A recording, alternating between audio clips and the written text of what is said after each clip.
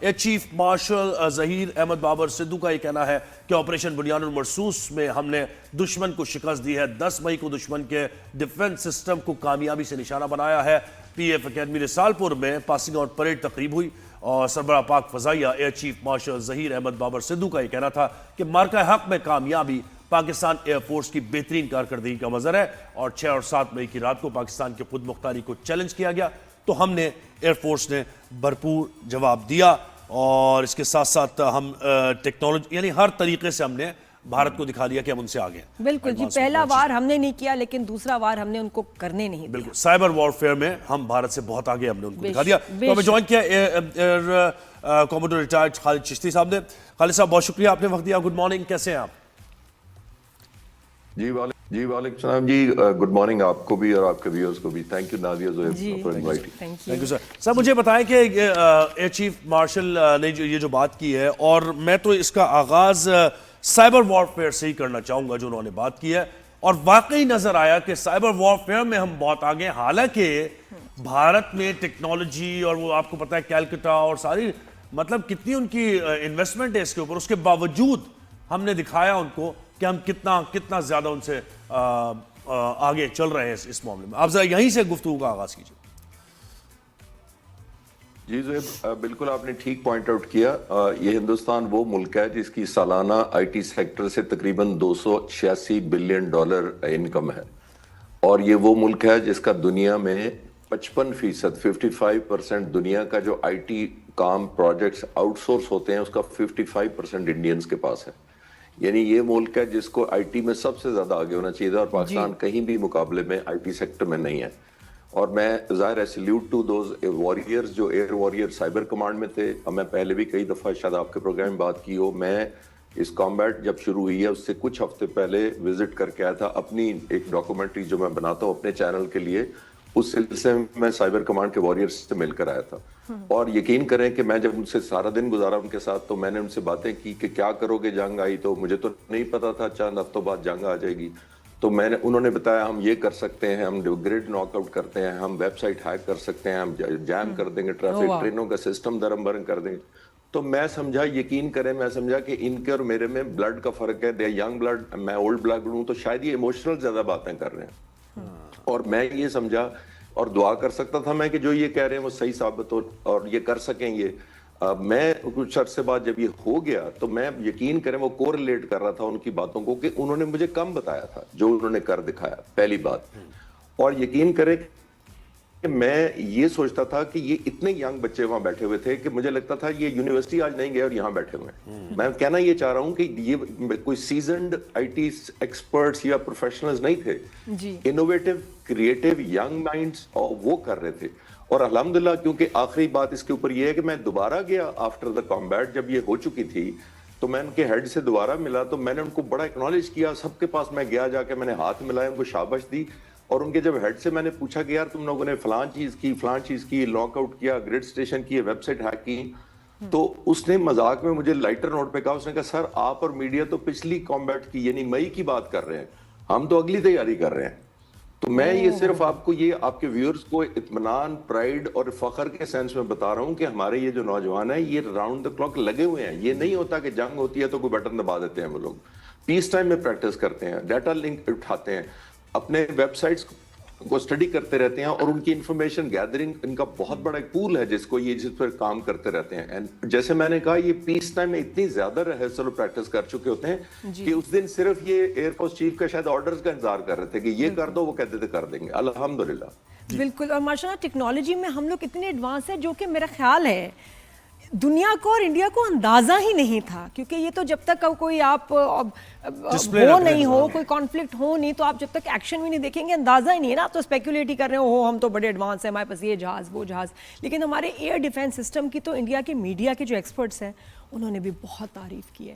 اور سر یہ جو یہ آئی ٹی اور سائبر سارا آ جاتا ہے, اس کا air defence system air combat میں رول کتنا امپورٹنٹ ہے یہ بتائے گا. دیکھیے سب سے بڑا نادیہ یہی سرپرائز تھا الحمدللہ. اگر مجھ سے کوئی پوچھے کہ انڈین ایئر فورس اور پاکستان ایئر فورس میں کیا فرق تھا تو دیکھیے میں اس کی بڑی عزت کرتا ہوں, بڑی پروفیشنل ایئر فورس ہے, بڑی دنیا میں امریکنز کے ساتھ, رشیا کے ساتھ, یورپین کے ساتھ, فرینچ کے ساتھ یہ ایکسرسائزز کرتے ہیں. کوئی ایسا نہیں تھا کہ کوئی اسکول کے بچے تھے اور کسی ورلڈ چیمپئن ٹیم نے ان کو ہرا دیا. پروفیشنلز ہیں, میں ہمیشہ کہتا ہوں. ایک بات جو سب سے بڑا فرق یہ تھا, نمبر 1 سائبر کمانڈ جو آپ نے کہا, اور آپ نے کہا کہ یہ کیسے کرتا ہے. دیکھیے بہت زیادہ الیکٹرانک کی دنیا ہو چکی ہے. ہمارے جو کمپیوٹرز ہوتے ہیں جہازوں میں لگے ہوئے درجنوں ہوتے ہیں, سینکڑوں بلکہ ہوتے ہیں, ڈیٹا چلتا ہی آٹومیشن پہ ہے, سیٹلائٹ سے چلتا ہے. یہ جو پاک فضائیہ کی جو موجودہ سربراہ ہے چیف مارشل ظہیر احمد بابر سدھو, میں ان کو کوئی 35-40 سال سے جانتا ہوں.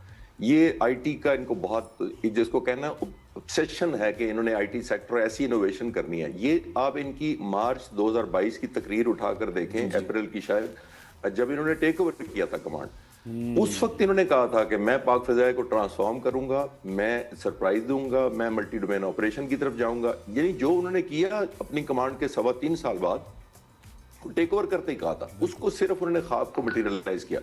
اس کی جو coming back to your point آپ نے جو کہا, دیکھیے جب آپ الیکٹرانک حملہ کرتے ہیں کسی کے اوپر تو یہ انتہائی ویلیو ایڈ کرتا ہے آپ کے پورے آپریشنز کو.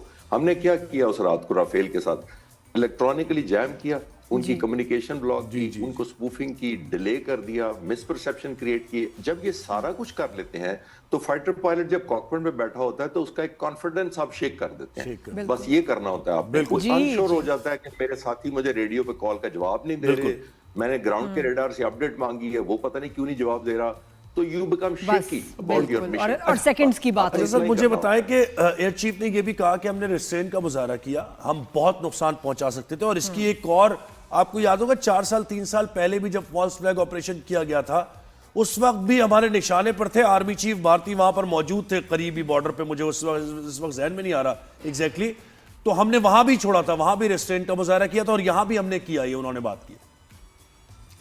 یہ جو ابھی نندن کا ذکر کر رہے ہیں, اوہ یس یس یس, ابھی نندن کے وقت میں بالکل بالکل, اس کے بعد جو بریگیڈ ہیڈ کوارٹر, جی اس وقت بریگیڈ ہیڈ کوارٹر نشانے پہ تھا, اس کو لیٹ گو کیا تھا. پہلی بات یہ جو کل وہ بات کر رہے تھے وہ 2 ڈائمنشن میں کر رہے تھے. میں پہلے سے یہ کنفرم کیا تھا جب وہ کہہ رہے تھے ریسٹرین کا کیا مطلب تھا. ریسٹرین کا یہ مطلب تھا کہ 6 اور 7 کی درمیانی رات الحمدللہ جب 7 جہاز ہم نے مار دیے تھے ان کے, اس وقت یہ کنٹینیو کر سکتے تھے اسی میں کہ ہم, کیونکہ ہمیں اب وکٹری مل رہی ہے. انہوں نے آخری جو چند منٹ تھے, یعنی اس میں اتنا بڑا سرپرائز دیا تھا. میں آپ کو یہ بتاتا چلوں, 1 گھنٹہ کنٹیسٹڈ فائٹ ہوئی تھی فائٹر جہازوں کی. دیکھیے 125 جہاز ہوا میں ہیں, سب کے پاس 4 سے 6 میزائل لگے ہوئے ہیں, بیانڈ ویژول رینج میزائل, 500 سے 600 میزائل ہوا میں ہیں. رات کو 12:30 بجے اپنے اپنے بارڈر کے اندر لڑائی ہو رہی ہے. بہت بڑا ایک فیکٹر تھا کہ کافی حد تک دونوں ملکوں کی ایئر فورس کے جہاز لڑتے رہے, لیکن کسی کو کل نہیں مل رہی تھی. کل کا مطلب کوئی شوٹنگ نہیں ہو پا رہی تھی, کیونکہ وہ بھی بڑا اوائڈ کر پا رہے تھے, ہم بھی کر رہے تھے, وہ بھی ایک اپورچونٹی ڈھونڈ رہے تھے, ہم بھی کرنا چاہتے تھے. لیکن پھر لیٹر پارٹ میں اسی ایئر فورس چیف جو آپریشن روم میں تھے, انہوں نے کچھ انوویشن لگائی جو ظاہر ہے ہم ان کو نہیں بتانا چاہتے ہندوستان کو کیا کیا, جس سے ان کو پینک مچی. ایک بات. دوسری امپورٹنٹ بات جو ریسٹرین آپ کہہ رہے ہیں, پھر انہوں نے پل بیک کیا جہازوں کو, کہا کہ بس کافی ہو گیا, وہ پینک کا شکار ہو گئے ہیں, وہ واپس بھاگنا شروع ہو گیا, ان کو چیز نہیں کرنا اب. نمبر 1. نمبر 2 ریسٹرین ہوا تھا زہیب 10 تاریخ کو, جب انہوں نے ہمارے نور خان اور دوسرے بیسز پر حملہ کیا تھا, تو ہم نے کہا, اور شہادتیں بھی ہوئی تھی ہمارے بیس پر, ایک بیس کے اوپر پاک فضائیہ کو کچھ پرسنل کی, تو ہم نے کہا کہ ہم ریٹیلیٹ کریں گے.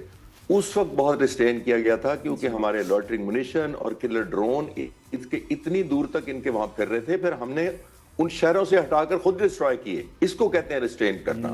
ہم سمجھ رہے تھے کہ اگر دلی کے اوپر اڑ رہا ہے ہمارا کلر ڈرون, کسی ایسی جگہ پر گر نہ جائے اور وار ایسکلیٹ نہ ہو جائے. تو آخری جملہ اس پہ یہ ہے کہ ہم نے لیڈر آف ایسکلیشن وار کے اندر چھوٹا ملک ہونے کے باوجود جس کو سرپرائز دیا گیا تھا, جو ڈیفینسو پر تھا, اس نے ریسٹرین کا مظاہرہ کیا تھا. اور یہ بہت بڑی بات ہوتی ہے کہ چھوٹے ملک کے ہاتھ میں اگر بڑا ملک چڑھ جائے اور وہ ڈیفینسو پہ بھاگ رہا ہو, تو جو چھوٹا ملک ہوتا ہے اس کو یہ بڑا زوم ہو جاتا ہے کہ میں نے اس کو مارنا ہے. یہ کمال لیڈرشپ ہے. میں تو کہتی ہوں اس پہ ایک نیٹ فلکس ڈاکیومنٹری, ہالی ووڈ فلم کچھ تو بننا چاہیے کہ جس میں دنیا کو دکھائے جائیں کہ جو فیکٹس تھے, and how amazing it was, unbelievable. آپ نے کہا نادیہ کہ ایک نیٹ فلکس بننی چاہیے. میں جب ان سے ملتا ہوں, میں بعد میں پاک فضائیہ کے سربراہ سے ملا, وہ اتنے ریلیکٹنٹ ہے میڈیا پر آنے پہ. کل آپ نے ان کو 6 مہینے بعد پہلی دفعہ جی میں یہ کہنے والا تھا کہ بہت کم بات کرتے ہیں وہ, بڑی مشکل سے انہوں نے ہاں جی نہیں لیکن دنیا کو پتہ چلنا چاہیے جو the most phenomenal air combat in the history of air combats dog fight یہ تو کل ہو جائے گی جی ماشاءاللہ اتنا کچھ ہمیں دکھانے کو اور اس میں پھر بھی 30-40% ہی انفارمیشن ہوگی اصل بات تو واقعی ایئر کون چیف کا نہیں کیوں بتائیں گے ایئر چیف کا یہ کریڈٹ ہے جس طریقے سے وہ واقعی پاک فضائیہ کو لے کے چل رہا ہے.